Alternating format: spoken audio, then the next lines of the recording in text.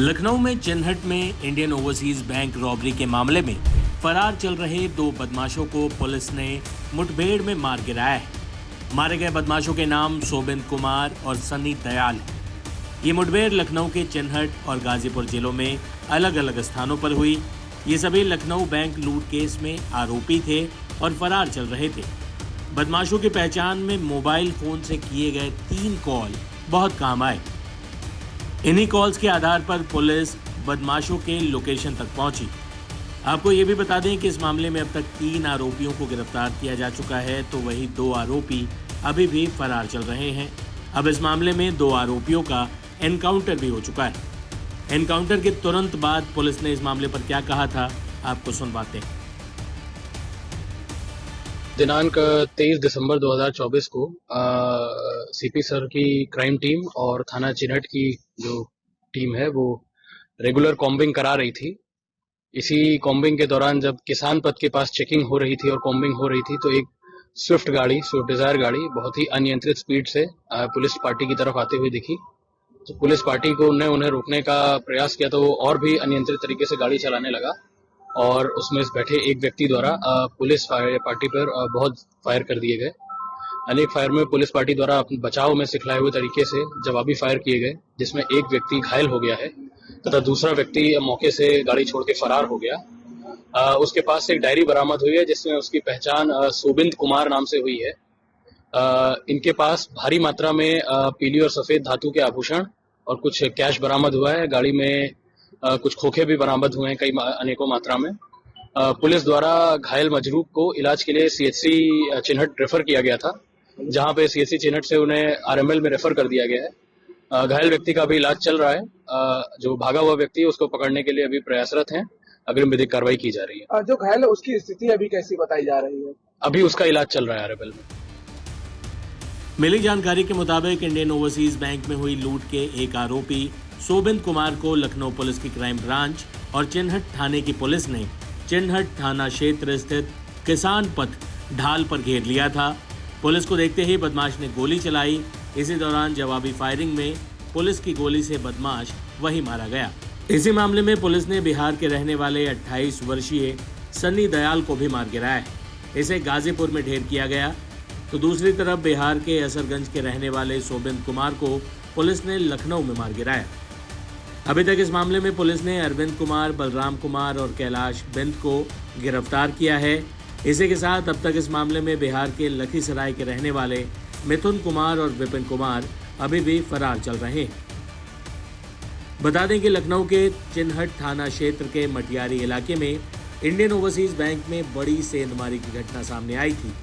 बदमाशों ने बैंक की दीवार काटकर अंदर प्रवेश किया और 20 से ज़्यादा लॉकर तोड़कर लाखों के जेवरात और अन्य कीमती सामानों पर हाथ साफ कर दिया था।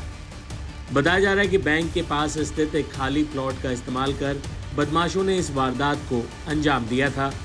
पूरे ऑपरेशन के बारे में लखनऊ के joint commissioner law and order Amit Verma ने क्या कहा, सुनिए। एक विपिन कुमार वर्मा नाम का लड़का है जो इनसे जेल में मिला था, वो लोकल लड़का है। तो ये बहुत पुरानी प्रक्रिया है, इसको गैंग चढ़ाना कहते हैं बेसिकली। जो पुराने समय में क्या होता था, वो मैं आ रहा हूँ उसी बात पे। तो इसमें लगभग ये लोग 17 तारीख के आसपास यहाँ आ गए थे और इनके द्वारा बैंक की रैकी की गई, चाहे वो सीसीटीवी कैमरे हों, चाहे वो नकब लगाने की जगह हो, क्योंकि जो ये जहाँ बैंक है उसके पीछे भी प्लॉट एक खाली है, उसके पीछे एक दूसरी टाइप की डिलिपिडेटेड काइंड की एक बिल्डिंग है। तो और ये भी मैंने आपको बताया कि नॉर्म्स जो हैं वो पूरे नॉर्म्स नहीं है उसमें। जो लॉकर वाले जो बैंक्स होते हैं उनमें कंक्रीट की दीवारें होती हैं, आयरन बीम्स उसमें डाले जाते हैं, तब वो लॉकर वाला जो चेस्ट होता है उसको रखा जाता है। तो कमियां रही हैं इसमें। साथ जो है 3-4 घंटे में 42 लॉकर काट देना बहुत असंभव वाली बात है। जो है हम लोग अगर सिंपल हमें आरी दे दी जाए तो हो सकता है कि 2 घंटे में ताला ही ना काट पाए। तो ये बात है। और ये लोग सभी लड़के जो है ये किसी न किसी कभी न कभी जेल जा चुके हैं।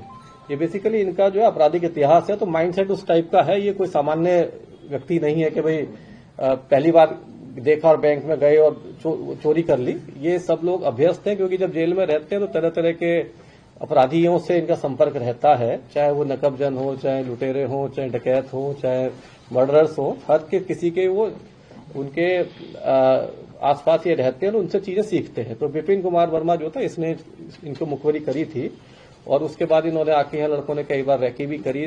और ऐसा जनरली देखा गया है कि जब इस तरह की घटनाएं होती है तो इस तरह का समय देखा जाता है कि अगले दिन संडे हो या जब बैंक बंद होता है। अन्यथा जैसे 2-3 दिन की छुट्टी होती है तो उस समय क्या होता है कि पहले दिन कई बार लोग घुसते हैं, क्योंकि 1 दिन 2 दिन इस तरह से पता नहीं होता, तो वो फिर तीसरे दिन जाके पता चलता है, तब तक वो सामान वगैरह लेके अपना निकल जाते हैं। ये पुरानी मोडस ऑपरेंडी में देखा गया है। तो ये जो इनके द्वारा जो 3 लड़के जो पकड़े गए, इनसे 3 लाख रुपए अभी तक बरामद हुए हैं। लगभग 1889 ग्राम जो है वो पीली धातु जो है ज्वेलरी जो है उनसे बरामद हुई है।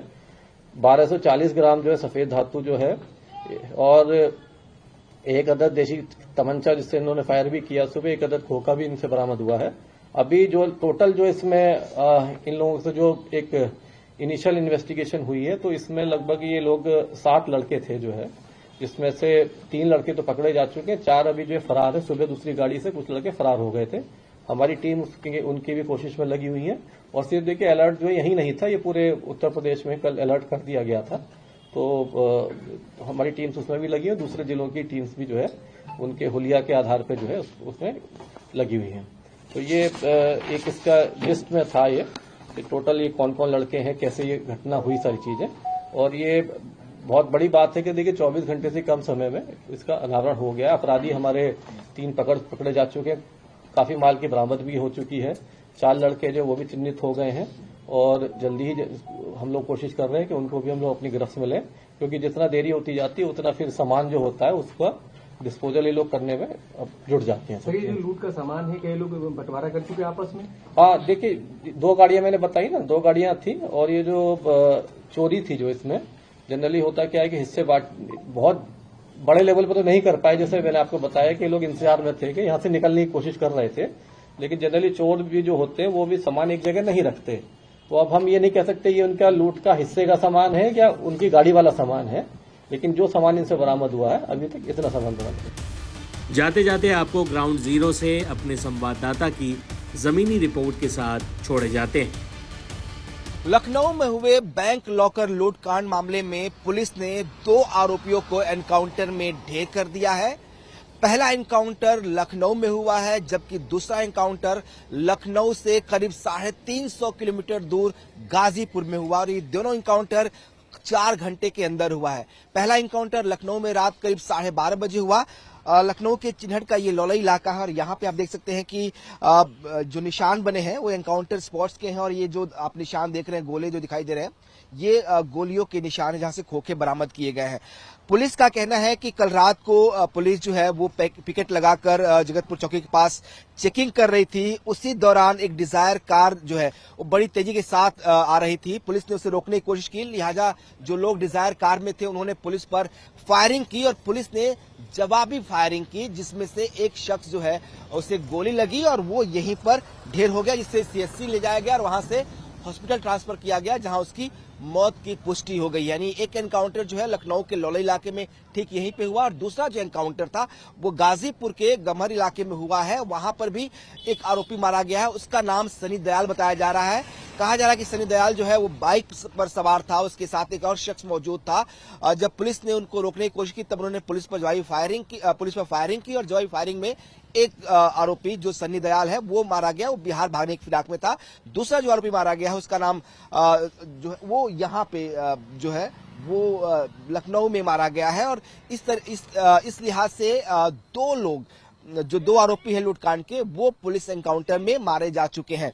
इस बार लखनऊ में 2 दिन पहले जो है वो इंडियन ओवरसीज बैंक में एक लूट हुई थी। कहा गया कि 42 लॉकर्स को काटकर इस लूट को अंजाम दिया गया। इसमें 7 आरोपियों के नाम अब तक सामने आए हैं जो पुलिस ने जांच की है।